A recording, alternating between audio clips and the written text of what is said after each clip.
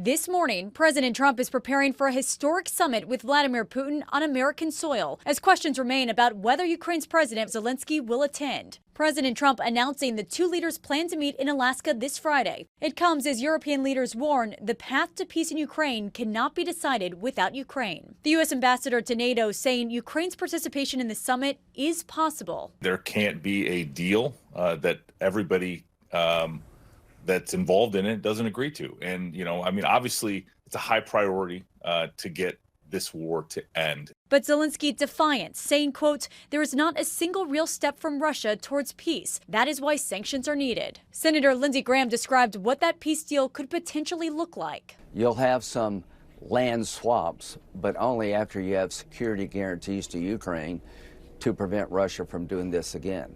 You need to tell Putin what happens if he does it a third time. The timing striking. Trump announced the summit on the deadline day he's set to impose tough new sanctions on Russia if Putin didn't stop the fighting. But now Putin will visit the U.S. for the first time in nearly a decade without facing sanctions or committing to a ceasefire. What is going to be the outcome of this? And the person who has to ask the most is, of course, President Zelensky, who is already sounding alarm bells in his commentary saying, look, nothing about Ukraine without Ukraine.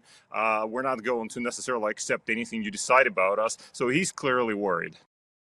The last time Alaska hosted a high-stakes diplomatic gathering was in March of 2021. That is when senior officials with former President Joe Biden met with top Chinese officials in Anchorage. Nicole D'Antonio, ABC News, Washington.